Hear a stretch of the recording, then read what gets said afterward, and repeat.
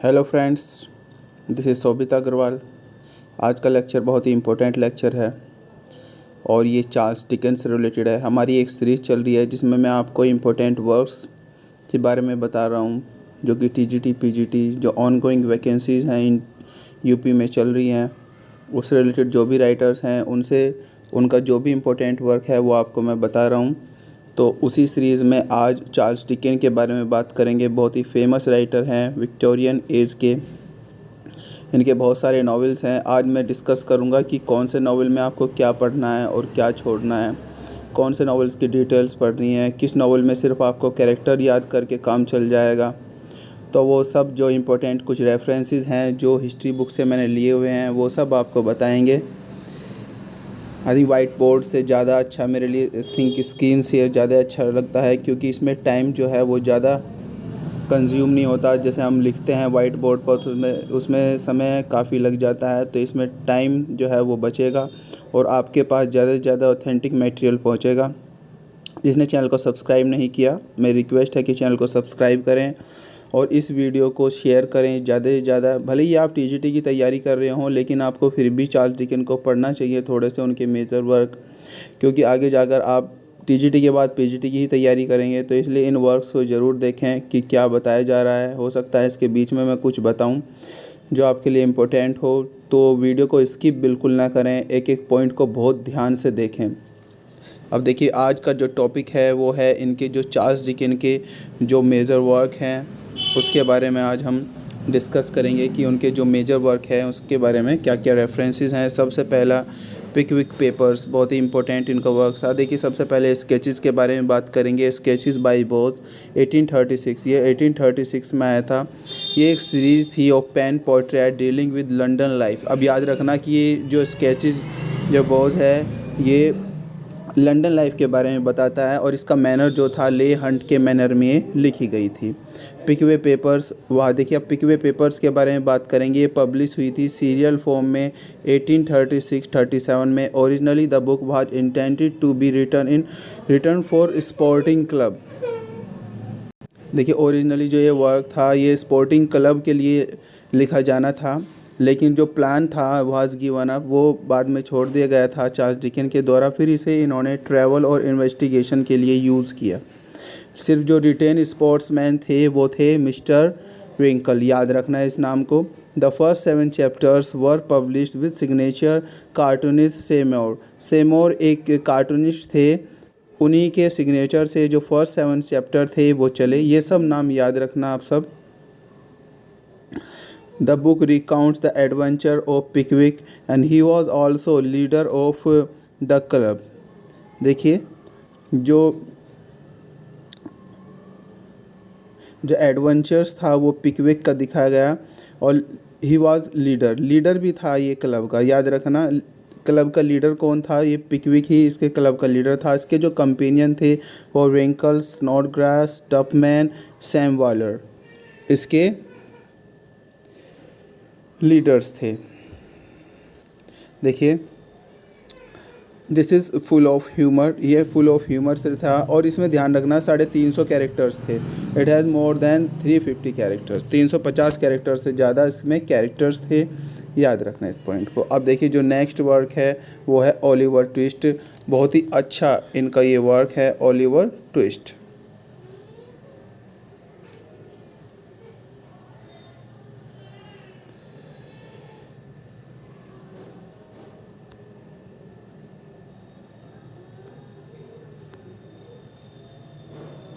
देखिए, Oliver Twist के बारे में। It was published in Bentley Miscellany. ये सबसे पहले जो वर्क था ये बेंटले के मिसलेने में ये वर्क था जो आया था।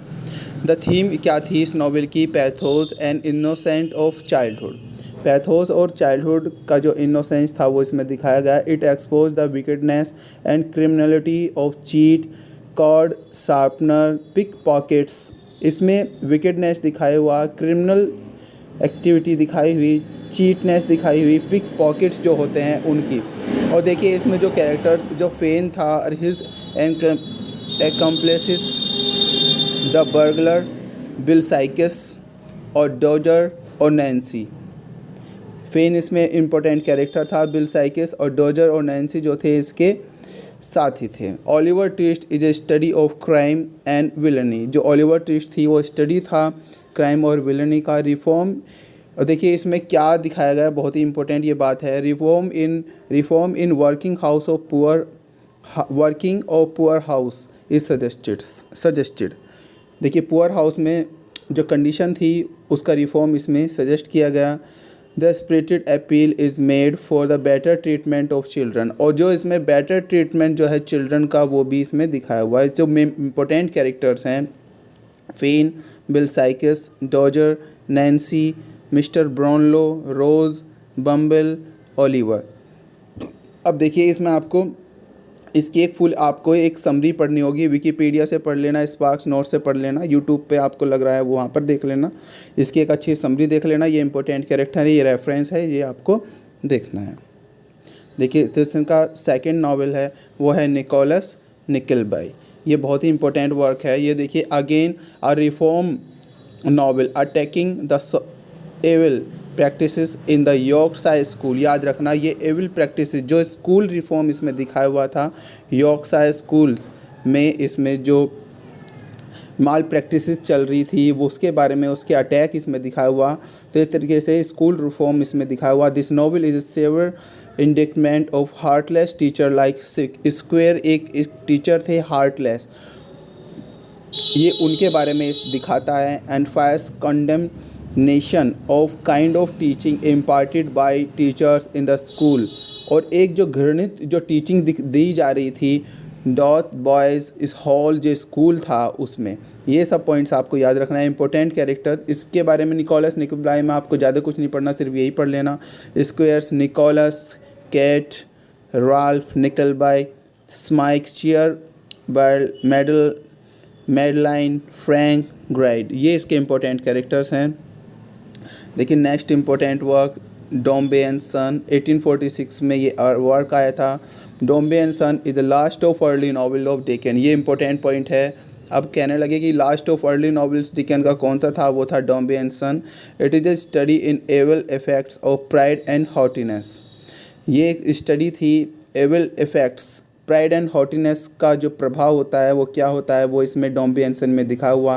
कैरेक्टर्स देख लीजिए कौन कौन से, इसमें आपको ज़्यादा कुछ नहीं, सिर्फ आपको यही देखना है। वो characters Mr Dombey and his son जो था वो Paul, Florence, Walter Gay, Mr Carker, Solomon Gills, Cuttle, Susan निपर, टोट्स, जो बैगस्टॉक, कज़न फेनिक्स, ये इसके कैरेक्टर्स हैं। ये सिर्फ आपको इतना ही देखना है। नेक्स्ट वर्क इनका ऑल क्यूरोसिटी शॉप 1840 या 1840 में आया था। All curiosity shop was published in master Humphry clock, ये कि मास्टर हम्फ्री क्लॉक जो था इसमें ये वर्क इसका इस मैगजीन में आया था। In this novel novelist portrait the pathetic and miserable life of little nail. याद रखना लिटिल नेल कि इसमें मिजरेबल जो लाइफ थी वो इसमें दिखाते हैं, और उसके जो ग्रैंडफादर थे उनकी, who have to suffer great financial difficulty as a result of certain borrowing by old man from a sinister and hard hearted money lender Daniel Quilp. देखिए जो लिटिल नेल थी उसके जो ग्रैंडफादर थे उन्होंने कुछ उधार लिया था डेनियल क्विल्प से, जो कि बहुत सिनिस्टर था और हार्टलेस मनी लेंडर था। तो यही स्टोरी इन्हीं के बारे में है। Who harasses them mercilessly until little Nell meets her death, ये जब तक उनके साथ गलत करता रहता है जब तक लिटिल नेल मर नहीं जाती, फिर उसके बाद जो थे उसके जो ग्रैंडफादर थे वो भी मर जाते हैं। The death of Nell her grandfather at once remind us the death of Cordelia King Lear और कॉर्डेलिया की जैसे डेथ हुई थी उसी चीज़ को यहाँ पर दिखाया हुआ है। इसी तरह की डेथ जो थी लिटिल नेल और हर ग्रैंडफादर की दिखाई हुई है। इस वर्क में आपको ये नहीं पढ़ना जो मैंने रेफरेंस दिया है, बस यही पढ़ना। लॉर्ड डेविड सेसिल ने देखिए क्या कहा, whereas Shakespeare present the death of Cordelia in muffled tone and gentle touch. The Shakespeare ने जो कॉर्डेलिया की जो डेथ दिखाई है वो मफल टोन और जेंटल टच के रूप में दिखाई हुई है। डिकन ने किस तरह दिखाई हुई है, present the death of little Nell with resounding of mourners pathetic cries, mourners pathetic cries के रूप में इन्होंने दिखाई है। अब नेक्स्ट वर्क, इसमें भी सिर्फ आपको यही रेफरेंस पढ़ना है जो मैं आपको बता रहा हूँ। Barnaby Rudge, Dickens next novel, next work. Barnaby Rudge is a historical romantic novel dealing with anti property riots of 1780। याद रखना बस, ये एक हिस्टोरिकल रोमांटिक नॉवेल है जो 1780 के एंटी प्रॉपर्टी रियॉट्स जो है वो दिखाता है इस वर्क में। देखिए नेक्स्ट वर्क, मार्टिन चोज़लविट 1843-44 में ये वर्क आया था। This novel deals with the adventure of Martin Chuzzlewit first in England then in America. ये पॉइंट याद रखना, एडवेंचर जो था मार्टिन चोज़लवेल्ट का सबसे पहला इंग्लैंड में था, उसके बाद अमेरिका में था। कैरेक्टर्स जो थे सिर्फ आपको यही चीज़ याद रखनी है इसमें, Pecksniff an architect, Mr Gamp, reputable, old nurse, Tom Pinch and Mark Tapley, ये इनके इम्पोर्टेंट कैरेक्टर्स हैं, बस यही याद रखना है। देखिए डेविड कॉपरफील्ड, अब यहाँ पर आते हैं बहुत ही इम्पोर्टेंट और इनका मेजर वर्क है। 1849 से 50 में ये वर्क आया था। देखिए इस वर्क की आपको फुल स्टडी करनी है। कहाँ से करनी है? YouTube, sparks note, Wikipedia. इसमें आपको बहुत अच्छे से समरी पढ़नी है, इसके इंपॉर्टेंट कैरेक्टर्स पढ़ने हैं, इससे रिलेटेड कुछ इंपॉर्टेंट रेफरेंस है जो हिस्ट्री बुक से लिए हुए हैं वो आपको बता रहा हूँ। इट इज़ डिकन ऑटोबायोग्राफी, ठीक है, चार्ल्स डिकन की याद रखना, ये ऑटोबायोग्राफिकल नॉवल था। अकॉर्डिंग टू ह्यू वॉल्कर ने देखिए क्या कहा, याद रखना है इन राइटर का नाम Hugh Walker. The pen which wrote David Copperfield said Walker was often dipped in his own blood, इनके खुद के ब्लड में जैसे कि डुबाया हुआ हो ऐसा उनका कैरेक्टर्स था। Deacon himself like the novel and remark, I like David Copperfield the best. याद रखना आप डेविड कॉपरफील्ड को सबसे ज़्यादा जो पसंद करते थे deacon, Charles Dickens David Copperfield को ये सबसे ज़्यादा पसंद करते थे। इनकी देखिए कोटेबल लाइन है, I like David Copperfield the best. The figure of immortal Micawber, एक कैरेक्टर था। Pen portrait of his own father, ये इनकी ऑन फादर जो था, उनके जो पिता थे। मिकेबर जो कैरेक्टर था इस वर्क में वो इनके फादर को सजेस्ट करता है। Uriah Heep stand for fawning and hypocrisy, जो इसका एक और कैरेक्टर था यूरा हीप, वो फॉनिंग और हिपोक्रेसी को सजेस्ट करता है। मर्ड स्टोन एक और कैरेक्टर था, stand for a cruel father. Peggotty stand for kindness. Betsey Trotwood represent benevolent. दो एसेंट्रिक लेडी, बेट्से जो थी एसेंट्रिक लेडी थी लेकिन फिर भी वो बेनोवलेंट को दिखाता है। अब ये वर्क जो है आपको डिटेल में पढ़ना है। डेविड कॉपरफील्ड का जो इंपॉर्टेंट रेफरेंस थे वो मैंने आपको दे दिए हैं, इसके कुछ कैरेक्टर्स पढ़ने हैं। अब देखिए नेक्स्ट वर्क, ब्लेक हाउस, इसमें सिर्फ आपको यही कर लेना है, it will be more than enough.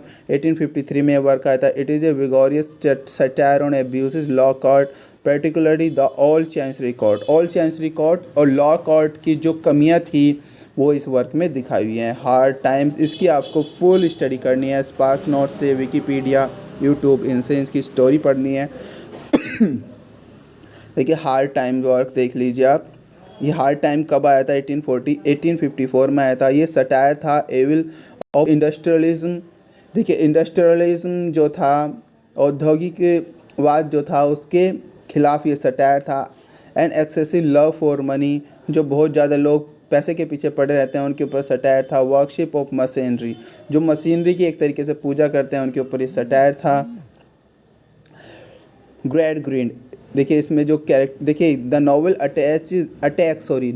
Attacks gross materialism uphold imaginative spiritual value of life. ये अटैक करता है मेटेरियलिज्म पर, औद्योगिकवाद पर, और अपहोल्ड करता है, मेंटेन करता है इमेजिनेटिव और स्पिरिचुअल जो एस्पेक्ट होता है लाइफ का, उसे ये सपोर्ट करता है। मेटेरियलिज्म को ये क्रिटिसाइज करता है। ग्रेड ग्रीन एक कैरेक्टर था और जोस बाउंडरबाई दो कैरेक्टर्स के इंपॉर्टेंट कैरेक्टर थे। जो ग्रैंड ग्रीन था ये कैलकुलेटिव इंटेलेक्ट था, ये फैक्ट्स पर विश्वास करता था, ये इंडस्ट्री को और मशीनरी को ज़्यादा फेवर करता था। और जोस बाउंडरबाई जो था एक मैन्युफैक्चरर था, एक रिच मर्चेंट था। जो ग्रेड ग्रीन था ये कैलकुलेटिव इंटेलेक्ट व्यक्ति था और जोस बाउंडरबाई जो था वो एक रिच मर्चेंट था, मैन्युफैक्चर को जो फॉलो करता था, जिसकी story YouTube, sparks note, Wikipedia से आप पढ़ लेना। देखिए लिटिल डॉरेट्स जो है, देखिए अब ये आपको ज़्यादा कुछ नहीं इसमें पढ़ना। Deals with the corruption and delay in government institution, जो गवर्नमेंट के इंस्टीट्यूशन होते हैं उसमें जो करप्शन है और जो डिले है, रेड टेपिज्म जो है ऑफिशियल डिले जो है वो इसमें वर्क में दिखाया हुआ है। देखिए बहुत ही important work, Tale of Two City, इसकी आपको बहुत ही अच्छे से, जैसे डेविड कॉपरफील्ड की स्टडी करनी है, जैसे आपको ओलिवर ट्विस्ट की स्टडी करनी है, जैसे आपको इसी तरह आपको टेल ऑफ टू सिटीज़ की स्टडी करनी है। 1859 में आया था, ये एक हिस्टोरिकल नावल है। देखिए याद रखना, ये एग्ज़ाम में आया हुआ है। कनेक्टेड फ्रेंच रेवोल्यूशन से ये कनेक्ट है। टू सिटीज़ कौन कौन सी थी इसमें, लंदन एंड पेरिस। याद रखना आप कुछ कैरेक्टर्स जो हैं वो देख लेना। स्टोरी इसकी जो फुल आपको देखनी है, यूट्यूब, स्पार्क्स नोट, विकीपीडिया, यहाँ से कर लेना। एक बहुत ही अच्छा चैनल है स्टडी लवर्स के नाम से, आप यूट्यूब पर वहाँ से हेल्प ले सकते हैं। और स्पार्क्स नोट, विकीपीडिया से आप इसकी डिटेल में स्टडी कर लेना, क्योंकि ज़्यादा डिटेल में बता नहीं पाऊँगा क्योंकि बहुत लंबी और लेंथी वीडियो हो जाएगी। हिस्टोरिकल नॉवल ये तो पढ़ लिया। चीफ कैरेक्टर सब देख लीजिए। Doctor MANET who suffered in Bastille, एक किला था बेस्टिल का, वहाँ पर डॉक्टर मैनेट जो थे वहाँ पर सफ़र कर रहे थे। ल्यूसी मैनेट जो थी हिज डॉटर मैरिड डार्ने, डार्ने से वो शादी करती है। ल्यूसी मैनेट जो थी डॉक्टर मैनेट की लड़की थी। चार्ल्स डार्ने ए फ्रेंच एरिस्टोक्रेट था। सिडनी कार्टन बहुत ही फेमस कैरेक्टर है। The young lawyer who out of his love for Lucy, yo Lucy जो थी डॉक्टर मैनेट की लड़की थी, इसके लिए वो सेक्रीफाइस कर देता है अपने जीवन को, बाद में सूली पर चढ़ जाता है in order to save the life of Charles Darnay. Charles Darnay के जीवन को बचाने के लिए सिडनी कार्टन जो था वो सूली पर चढ़ जाता है। Madame Defarge revolutionary leaders of French. Miss Pross बहुत ही इंपॉर्टेंट कैरेक्टर है, who is protecting angel of Lucy. Read the, अब देखिए इसकी स्टोरी जो है आपको विकीपीडिया, स्पार्क्स नोट, यूट्यूब से यहाँ से कर लेना। Madame Defarges, Miss Pross. देखिए ग्रेट एक्सपेक्टेशन, ये हमने CCS यूनिवर्सिटी में भी पढ़ा है, बहुत ही इम्पोर्टेंट वर्क है। इसे हम एक छोटी सी बात में नहीं इसे मतलब कंक्लूड कर सकते, तो ग्रेट एक्सपेक्टेशन भी आपको ऐसे ही पढ़नी है जैसे आपने डेविड कॉपरफील्ड पढ़ा। Detail study. अब देखिए ये लास्ट वर्क है, Mystery of Edwin Drood. This is last unfinished novel of Dickens, published 1870। 1817 में ये पब्लिश हुआ था। मिस्ट्री ऑफ एडविन ड्रोड का ये अनफिनिश्ड इनका वर्क था। कुछ और इम्पोर्टेंट से कुछ पॉइंट है, ये भी देख लीजिए। David Copperfield, the boys were mercilessly thrashed for least offence. देखिए डेविड कॉपरफील्ड में जो लड़का था उसे थ्रेस किया जाता था, मारा पीटा जाता था छोटे से ऑफेंस के लिए ही। देखिए इसमें इन्होंने एक फिलॉसफी दिखाई हुई है, spare the rod spoil the child. जितना ज़्यादा अगर हम ज़्यादा डंडे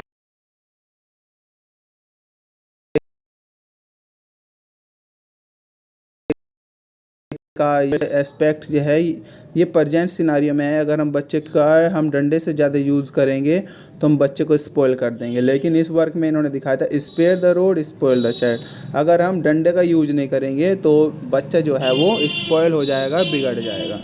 institution like that of Doctor Strong in David Copperfield, जो डॉक्टर स्ट्रॉन्ग थे डेविड कॉपरफील्ड में, उनकी जो धारणा थी वो थी spare the rod and spoil the child. Dickens is called, याद रखना, Charles Shakespeare of English fiction.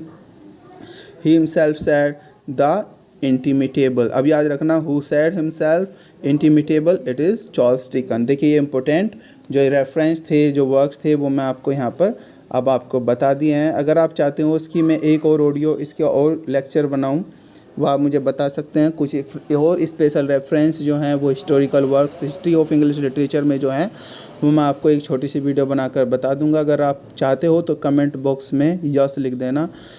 अब देखिए जिसने चैनल को सब्सक्राइब नहीं किया वो चैनल को सब्सक्राइब कर लें। जिसे वीडियो अच्छी लगी हो वैसे लाइक करें, कमेंट करें, ज़्यादा से ज़्यादा शेयर करें। देखिए वीडियो को थोड़ा मैं जल्दी इसलिए करता हूँ ताकि ज़्यादा लेंथी ना हो और आप इससे बोर ना हो। तो thank you very much. This is Shobhit Agrawal. Subscribe ज़रूर करें, बेल आइकन ज़रूर दबाएं। Thank you.